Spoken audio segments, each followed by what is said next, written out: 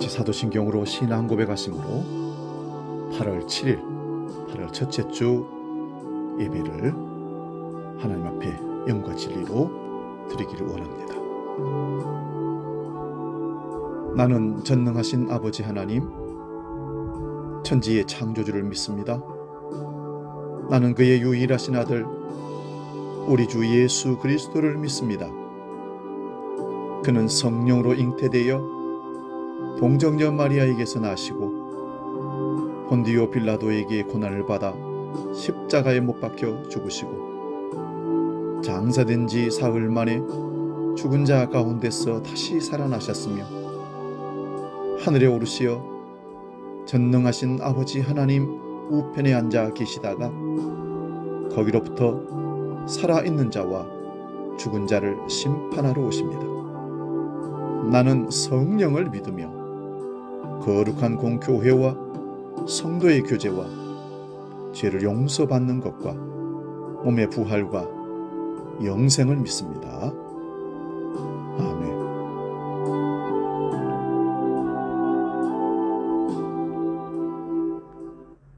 찬송가 316장 주여 나의 생명 함께 찬송합니다.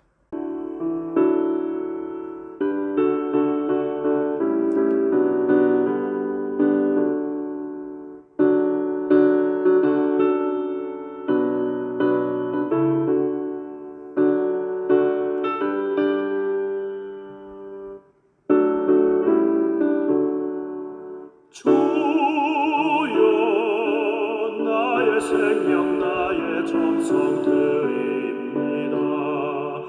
이 작은 나의 생명 나의 정성 다해 주님만을 위하여서 살기 원하오니 주여 잡아주소서 나를 잡으소서 주님만을 위하여 살게 하소서.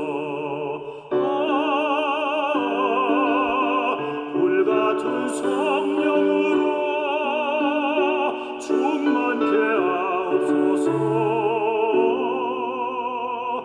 환난이 와도 핍박이 와도 주님만 위해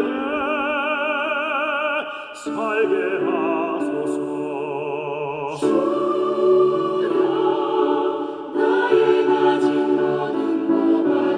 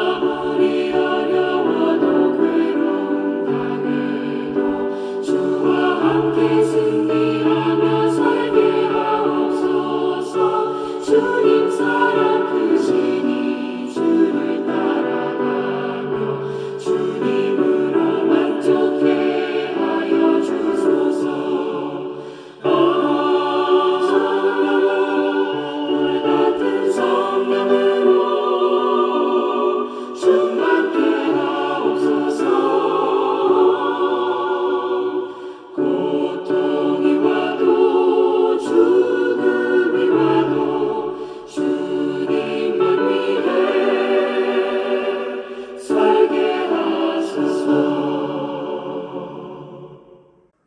우리에게 주시는 하나님 말씀은 신약성경 갈라디아 1장 11절에서 17절까지 말씀입니다.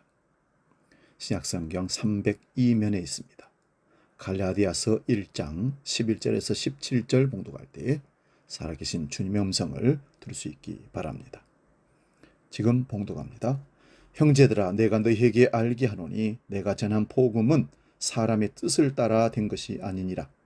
이는 내가 사람에게서 받은 것도 아니요 배운 것도 아니요 오직 예수 그리스도의 계시로 말미암은 것이라. 내가 이전에 유대교에 있을 때에 행한 일을 너희가 들었거니와 하나님의 교회를 심히 박해하여 멸하고 내가 내 동족 중 여러 영갑자보다 유대교를 지나치게 믿어 내 자손의 전통에 대하여 더욱 열심히 있었으나 그러나 내 어머니의 태로부터 나를 택정하시고 그의 은혜로 나를 부르신 이가 그의 아들을 이방에 전하기 위하여 그를 내 속에 나타내시기를 기뻐하셨을 때에 내가 곧 혈육과 의논하지 아니하고 또 나보다 먼저 사도된 자들을 만나려고 예루살렘으로 가지 아니하고 아라비아로 갔다가 다시 다메섹으로 돌아갔노라. 아멘. 오늘 봉독한 말씀으로 택정함을 입은 사람, 이런 제목으로 말씀을 상고하면서 피차 은혜를 나눕니다. 오늘 본문 15절에 보면 내 어머니의 태로부터 나를 택정하시고 그의 은혜로 나를 부르신 이가, 이렇게 기록합니다. 이 말씀을 중심으로 말씀을 상고합니다. 영국의 철학자이며 유리한 수학자인 알프레드 화이트헤드 교수는 대대로 기독교를 믿어오던 가정에서 태어났는데 그는 젊은 시절에 철학과 수학에 심취하면서 신앙에 대한 깊은 회의에 빠지게 되었고 급기야는 대대로 이어오던 신앙을 버리고 교회와도 탐을 쌓고 살아갔습니다. 그가 인생의 황혼기에 접어든 어느 날 그 지방에 엄청난 폭설이 내렸습니다. 외출 중이던 그는 서둘러서 집으로 돌아오고 있었습니다. 그런데 어디선가 가냘픈 노랫소리가 들려오고 있었습니다. 눈구덩이에 빠져있던 할머니가 부르는 노래였습니다. 서둘러서 눈구덩이에서 할머니를 건져내드렸습니다. 할머니는 화이트헤드에게 정말 고맙다고 거듭 감사하면서 이렇게 물었습니다. 내게 이런 큰 은혜를 베풀어 주셨으니 당신은 분명 신앙심이 깊은 분이겠죠? 어느 교회에 출석하고 계십니까? 그때 화이트헤드는 약간 개명쩍은 듯 머리를 극적이며 대답했습니다. 아니요, 저는 교회에 다니지 않습니다. 신앙심도 없고요. 그러자 할머니는 의외라는 듯이, 아니 다 늙은 사람이 어쩌자고 아직도 예수를 믿지 않는단 말이오. 그러다가 나처럼 뜻밖의 사고를 당하면 어떻게 하시려고 그러시오? 나는 저 눈구덩이 속에서 죽을 것이라고 생각하고 계속 열심히 찬송을 부르고 있었답니다. 그 말을 듣는 순간 화이트헤드 교수는 충격을 받았습니다. 그리고는 생각했습니다. 도대체 무엇이 저 할머니로 하여금 저토록 두려운 죽음 앞에서 큰 확신을 갖고 찬송을 부르게 하셨는가? 내가 탐구하고 있는 철학이나 수학이, 아니 그 어느 학문이라도 저 할머니가 갖고 있는 것처럼 저런 확신을 줄 수는 없지 않는가? 그때부터 그는 자기가 지금까지 탐구해온 학문에 대해서 회의를 가지기 시작했습니다. 그는 젊어서는 신앙에 대해 회의했으나 늙어서는 이제 그토록 자신만만해했던 학문에 대해서 회의를 가지게 된 것입니다. 그리고는 버렸던 신앙을 다시 찾기로 하고 그때부터 교회에 출석하게 되었습니다. 그리고는 잃었던 신앙의 확신을 갖게 되었습니다. 가만히 생각해 보면 화이트헤드 같은 석학을 누가 구원할 수 있겠습니까? 아니 어떤 상황에서 얼마나 강해야 그의 교만의 두꺼운 벽을 무너뜨리고 인간됨의 한계를 경험하고 겸손하게 할 수 있겠습니까? 그런데 오히려 죽어가던 그 할머니가 이 일을 해냈습니다. 논리가 아니라 확신으로 신앙을 불러 일으켜서 구원했던 것입니다. 수학이나 철학이 압도적인 논리적 설득이 아니라 죽어가며 부른 찬송으로 이를 해냈다는 것입니다. 하나님께서 택하셔서 사용하고자 하시면 우리는 우리의 형편과 능력과 상관없이 위대한 일들을 이룰 수 있음을 잊지 마시기 바랍니다. 하나님께서 택한 성도가 되는 것은 대단히 영광스러운 일입니다. 그 능력의 핵심이 큰 것이 사람에게 있지 않고 하나님께 있기 때문입니다. 하나님께서 약한 것들을 택하셔서 강한 것들을 부끄럽게 하시고 구원하시기 때문입니다. 하나님의 택함을 받은 우리는 정말 축복을 받은 사람입니다. 근데 누가 나를 택했는가가 굉장히 중요합니다. 내가 하나님께 쓰임받는 사람이 되기 위해 이것이 분명해야 합니다. 바울은 오늘 본문 11절에서 자신이 전한 복음이 사람의 뜻을 따라 된 것이 아니라고 강조하고 있습니다. 그리고 더 나아가서 12절에 사람에게서 받은 것도 아니고 배운 것도 아니요 오직 예수 그리스도의 계시로 말미암은 것이라고 고백하고 있습니다. 여기서 바울이 강조하는 바는 하나님의 주체적 결정권입니다. 하나님이 하신 일이지 사람이 한 일이 아니라는 말씀입니다. 이렇게 바울이 강조한 이유가 있습니다. 바울은 사방에 누구도 의지할 사람이 없었기 때문입니다. 유대인들은 바울을 배도자로, 그리고 그리스도인들은 핍박자로 양쪽에서 모두 그를 인정하지 않았습니다. 더구나 자신이 예수님과 직접 대면하여 생활한 적이 없기에 사도로서도 자격이 없을 수밖에 없었습니다. 그러면 하나님께서 자기에게 맡긴 복음, 즉 그가 전하는 복음의 정당성이 확보될 수 없기에 심각한 문제를 일으키게 되는 것입니다. 하나님의 아들 예수님의 은혜로 구원받은 참으로 복된 하나님 말씀을 전해야 하는데 정통성을 인정받을 수 있는 형편이 결코 아니었습니다. 모든 사람이 믿어주지 않았습니다. 그래서 그는 자신이 전한 복음의 출처를 어떤 사람에게 두지 않고 살아계신 하나님께만 두게 됩니다. 이것은 하나님의 주체적인 역사를 인정하는 사람에게서만 나올 수 있는 신앙 고백입니다. 이것은 복음에만 한정된 것이 아닙니다.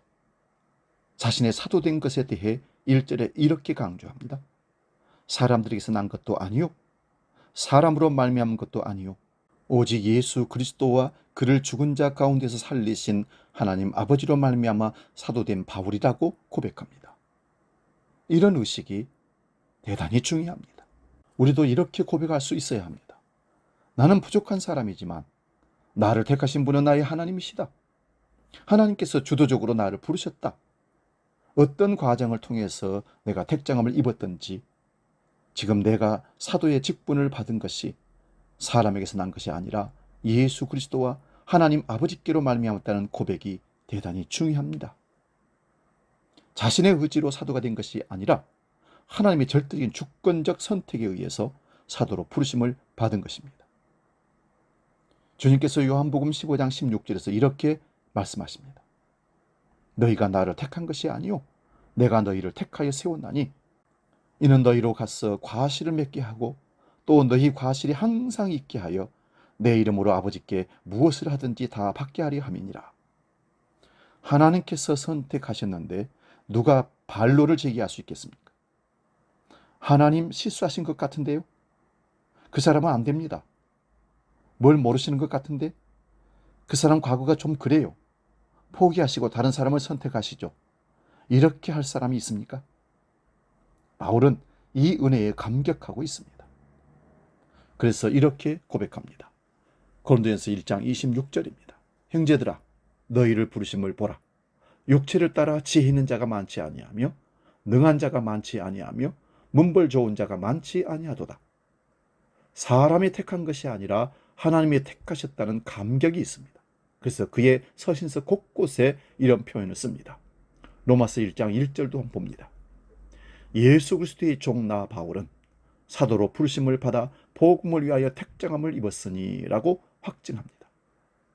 하나님께 택정함을 입은 사람이라는 것은 과거로부터 자유한 사람이라는 말입니다.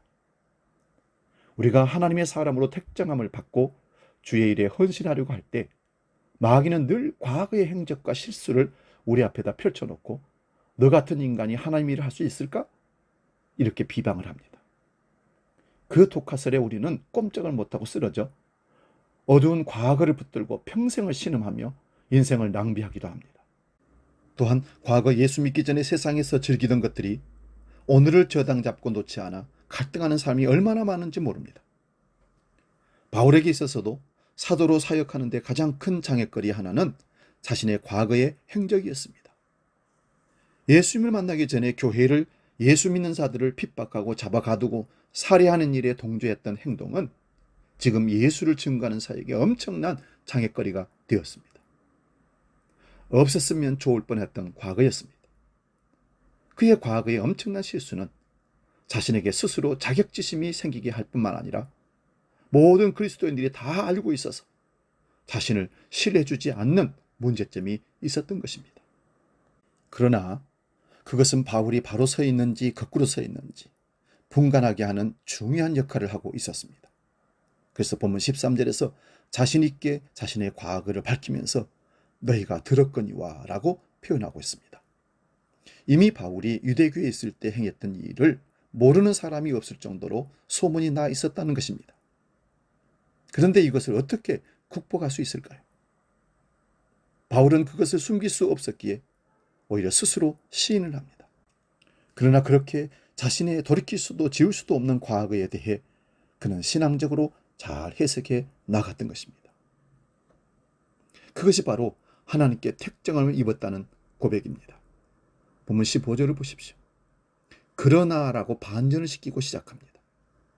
도저히 자격이 없는 과거의 죄악에 대해 주눅들지 않고 그러나를 외치고 있습니다. 그 내용이 무엇입니까?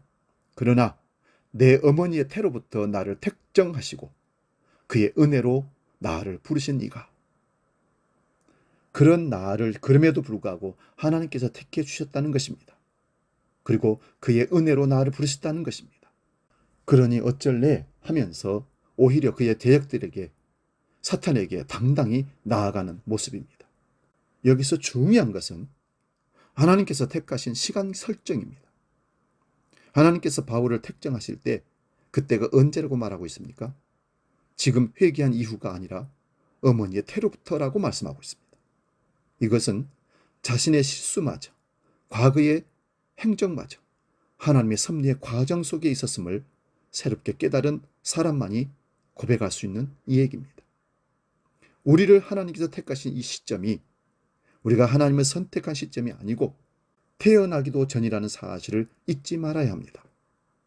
그래서 시편 139편 13절에 이렇게 고백합니다. 주께서 내 장부를 지으시며 나의 모태에서 나를 조직하셨나이다. 16절에도 내 형질을 이루기 전에 주의 눈이 보셨으며 나를 위하여 정한 날이 하나도 되기 전에 주의 책에 다 기록이 되었나이다. 시편 71편 6절에도 모태로부터 나는 당신께 의지하였고 어머니 뱃속에 있을 때부터 당신은 나의 힘이었으니 나는 언제나 당신을 찬양합니다. 고백합니다. 그렇다면 우리의 과거의 실수 속에서 하나님의 섭리가 있을 수 있다는 말씀입니다. 내 죄는 분명히 잘못된 것이지만 그리스도 예수의 보혈로 사함을 받고 나니 그 죄를 사용하시어 선으로 바꾸시는 놀라운 하나님의 은혜를 체험한 것입니다. 예를 들면 지금은 대학에서 가르치면서 유명한 음악 평론가로 활동하고 있는 한 여성 성도를 알고 있습니다. 그녀는 중학교 때 학교에서 지체장애 아동들이 사는 곳에 봉사를 간 적이 있었다고 합니다. 그때 한쪽 눈이 성하지 않은 어린 꼬마아이가 자기에게 안아달라고 뛰어오는 데 순간적으로 너무 두려워서 도망쳐버렸다고 합니다. 그 이후로 그 일이 항상 죄의식처럼 남았고 결국 대학 1학년 때 이후로 계속해서 재활원을 찾고 있다고 합니다. 그 아이들을 통해서 요즘은 배운 것도 깨달은 것도 많다고 합니다. 지금은 그녀에게 그들은 무서운 존재가 아니라 너무나 아름다운 영혼을 지닌 귀한 천사와 같은 존재들입니다. 그래서 그들에게 놀러 갈 때면 손톱을 깎아주고 발톱을 깎아주기도 하고 안아주기도 하고 맛있는 것을 함께 나눠 먹기도 한답니다. 중학교 2학년 때의 그녀의 실수가 오히려 한 아이에게는 한순간에 깊은 상처를 남겼을지 모르지만 그 아이의 아픔으로 더 많은 아이들이 영원히 가슴에 간직할 사랑과 위로를 받고 살아가게 된 것입니다. 그래서 그녀는 그 실수를 주님께서 자기에게 주신 경험이고 예비하신 사건이었다고 고백합니다. 우리의 과거는 그것이 돌이킬 수 없는 죄악일지라도 주님 앞에 나올 때 가장 효과적인 은혜의 도구로 쓰일 수 있음을 믿으시기 바랍니다. 과거의 실수 때문에 더욱 헌신적이기도 하고 더욱 겸손하게 되기도 하고 다른 사람을 깊이 이해하기도 합니다. 주님은 전능하시기에 결코 낭비가 없으신 분이시며 주님을 찾는 자들에게는 밝은 빛을 통해서도 축복하시고 성장시키지만 어두운 폭풍우 속에서도 삶을 정하게 하시고 더 풍부한 영양을 우리 인생 속에 공급하시어 성장시킨다는 사실도 잊지 마시기 바랍니다. 그래서 시인은 시편 119편 71절에 이렇게 고백합니다. 고난당한 것이 내게 유익이라. 이로 인하여 내가 주의 율례를 배우게 되었나이다. 그 고난이 죄악으로 인한 것이든 아니면 애매히 당하는 것이든 하나님 앞에 들어진 과거는 위대한 미래를 창조하는 원동력이 될 수 있습니다. 우리의 생애를 짓누르고 있는 어두운 과거의 실수도 누구 앞에서나 언급할 수 있는 솔직함이 인생의 일부로 살아나는 것입니다. 그러나 하나님의 은혜 안에서 그리스도의 보혈로서 치유받아 죄책함으로부터 예수 그리스도 안에서 바울이 자유하게 되었듯이 우리도 주님께 택함 받은 자로서 과거에서 온전히 자유하고 영광을 누릴 수 있기를 축원드립니다. 하나님께서 택정하셨다는 것은 사명을 위해 부르셨다는 것입니다. 바울은 자신을 택정하신 하나님의 은혜를 전혀 상상도 못했던 방향의 새로운 사역으로 부르시는 사명의 초대로 받아들였고 믿었습니다. 과거의 죄악에도 불구하고 자신을 부르신 섭리, 이것은 자신의 구원의 문제뿐만 아니라 사명과 직결되는 놀라운 측면을 가지고 있음을 바울은 보여주고 있습니다. 본문 16절을 보십시오. 그의 아들을 이방에 전하기 위하여 그를 내 속에 나타내시기를 기뻐하실 때에 바울이 깨달은 바는 놀랍게도 이방에 예수를 전하게 하기 위하여 자신을 하나님께서 택하셨다는 것입니다. 자신의 과거의 그 치명적인 죄가 하나님의 섭리 안에서 어떻게 자기를 바꾸시는지를 보고 있습니다. 그는 자기와 다른 생각을 가진 유대인들, 즉 그리스도인들도 용납할 수 없었던 사람입니다.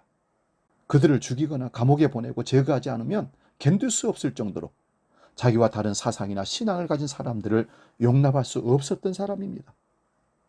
그런데 이제 그는 놀라운 사실을 한 가지 깨달은 것입니다.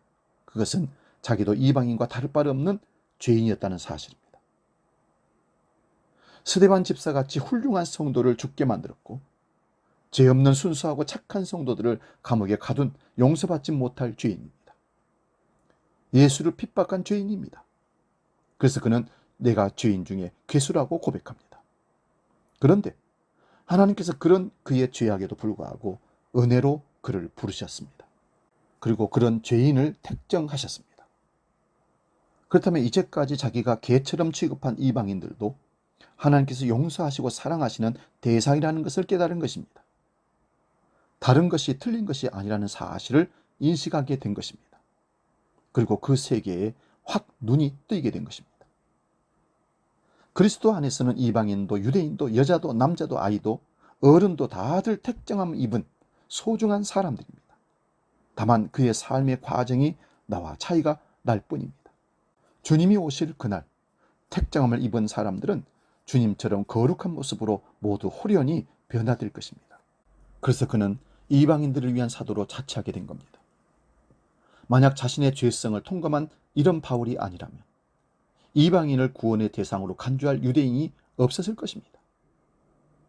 그래서 주님은 바울에게 대해 적개심과 경계심을 갖고 있는 아나니아라는 성도에게 바울을 소개할 때 이렇게 소개합니다.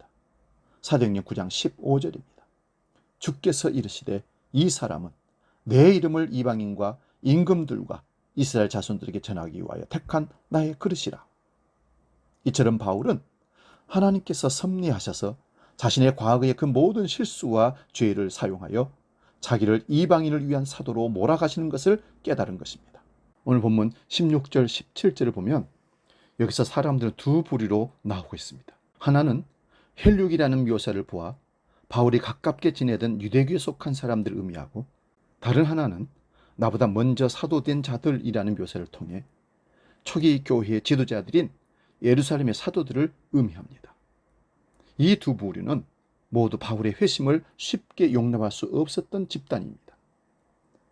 유대교인들은 바울의 회심을 배도자로 박해했고, 그리스도인들은 바울이 박해했던 과거 행적으로 그의 사도성을 인정할 수 없었습니다. 바울은 이 양쪽 모두에게 거부될 수밖에 없는 운명에 처해 있었습니다. 이 두 집단에서 바울이 도움이나 지원을 받을 수 있는 것은 아무것도 없었습니다. 즉 그가 유대인들에게는 14절에서 지나치게 열심을 내었다가 하루아침에 예수쟁이가 되니 배반자여 원수가 된 것입니다. 유대인들은 바울을 죽이기를 원했습니다. 그래서 사도행전 23장에 보면 바울을 죽이지 않고는 먹지도 마시지도 않겠다고 결심한 40명의 결사대가 조직될 정도였습니다.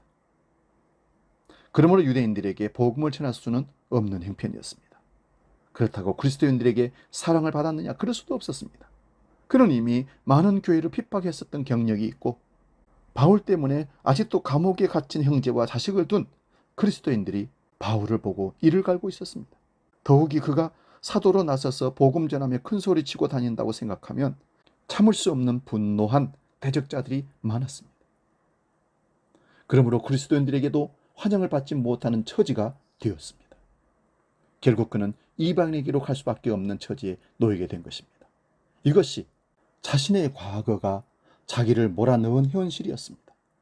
그런데 바울은 이것이 바로 하나님의 위대한 역사로 받아들여진 것입니다. 주 예수의 구원의 놀라운 복음을 전하는 일이 이런 일이 없이는 결코 이방인에게 전해줄 수 없기에 하나님께서 바울의 과거를 그렇게 사용한 것입니다. 그래서 바울은 자신의 과거를 사용하시는 하나님의 놀라운 섭리를 찬양하는 것입니다. 로마서 11장 13절을 봅니다. 내가 이방인인 너희에게 말하노라. 내가 이방인의 사도인 만큼 내 직분을 영광스럽게 여기노라. 하나님은 조금도 손해부지지 않고 낭비하시지 않으십니다. 죄는 죄일지라도 하나님은 구원의 은혜를 베푸시고 택정하신 사람들에게는 그것을 선으로 바꾸시는 분입니다. 과거는 낭비로 지워져야 하는 것이 아니라 놀란 은혜로 새롭게 재생되고 과거가 현실의 막강한 양분이 되고 미래를 향한 부유한 삶으로 사명이 충만한 새로운 세계로 우리를 인도하시는 겁니다. 과거에 자신을 올가맸던 것이 이처럼 하나님의 은혜로 놀랍게 쓰임받는 것입니다. 이것을 우리는 간증이라고 합니다. 바울은 그의 운명 속에 거역할 수 없는 고통의 무게를 잘 해석해서 신앙화할 수 있는 능력을 본문을 통해서 우리에게 보여주고 있습니다. 그런 능력을 통해서 그는 더욱 의미 있는 이방인의 사도라는 사명을 찾았고 가장 가치 있는 삶을 살게 되었습니다. 사랑하는 여러분, 바울은 자신을 택정하신 하나님의 은혜에 감격하며 자신의 소명을 발견하고 거기에 전력할 수 있도록 최선을 다하는 결단력을 보여주었습니다. 이렇게 하나님께 택정받은 우리 모두는 하나님의 사명자로 전력 질주할 수 있기를 주의 이름으로 축원드립니다. 과거의 내 삶이 아니 어제까지의 나의 삶이 어떤 삶이었던지 나는 오늘 예수를 만나고 변화된 나는 하나님이 새롭게 쓰임받는 도구가 되었음을 고백하며 나는 확실히 하나님의 택정 입은 하나님의 사람입니다 고백하며 당당하게 신앙의 삶을 살아낼 수 있기를 주의 이름으로 축원드립니다. 복음 찬양, 주님이 홀로 가신 그 길, 사명이란 찬양 함께 찬양하고 기도하고 마치겠습니다.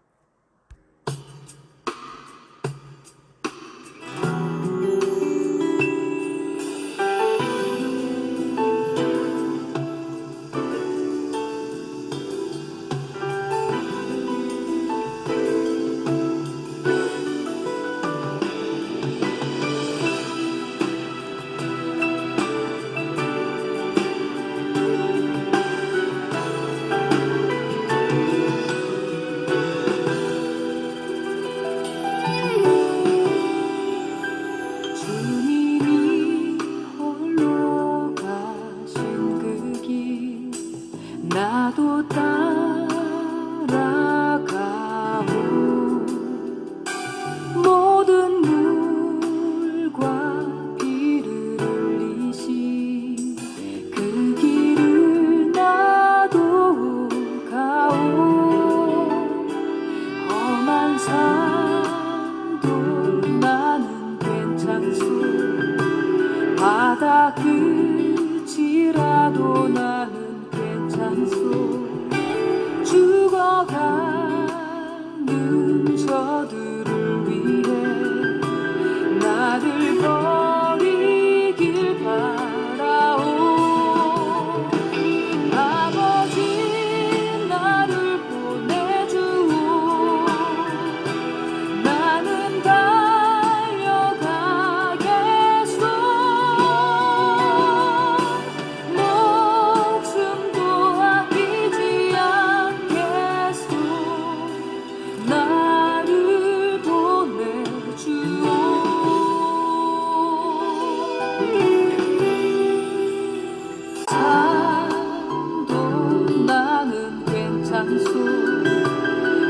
바다 끝이라도 나는 괜찮소. 죽어가는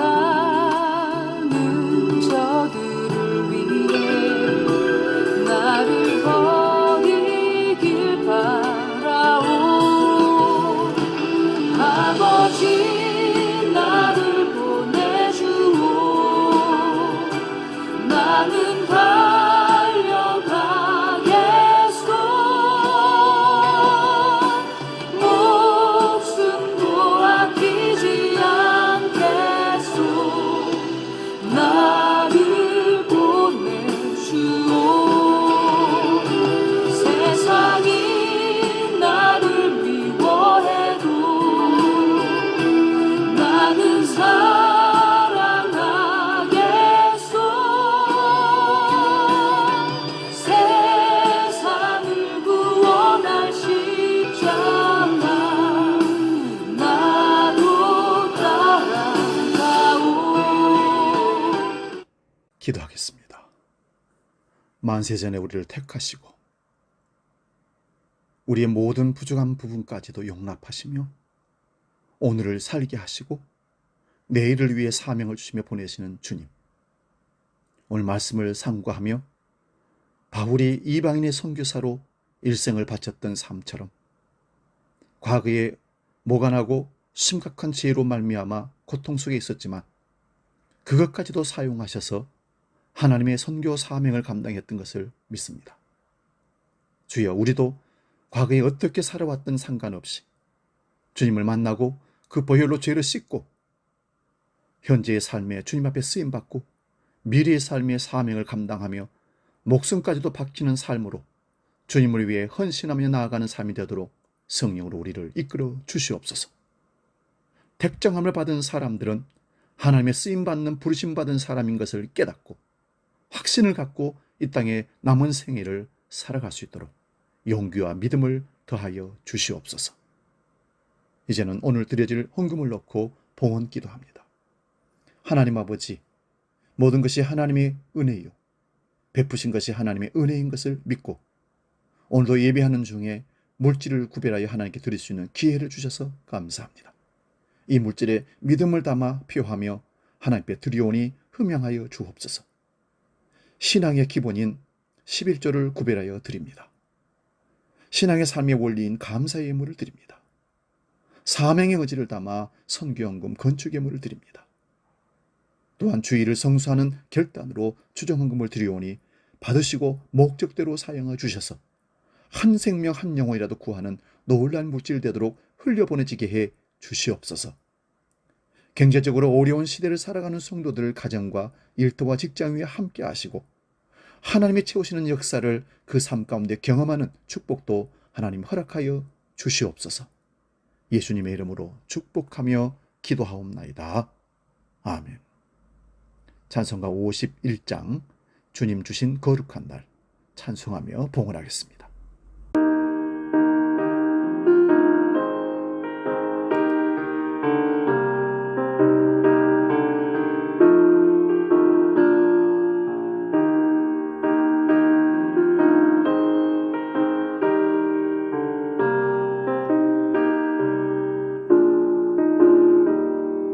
주님 주신 거룩한 날 기쁨으로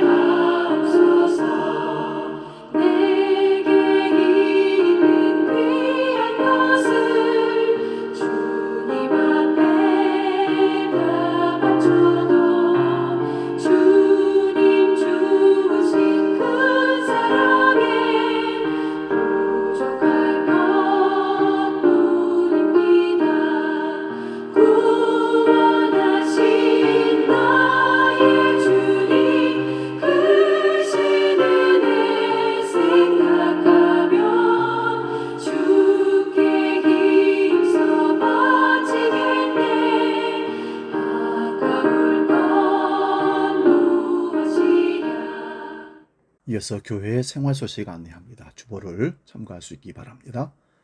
8월 여전도의 원래에는 8월 21일 주일에 예배 후에 본당에서 갔고요. 남선교회 원래에는 8월 28일 예배 후에 본당에서 갔습니다.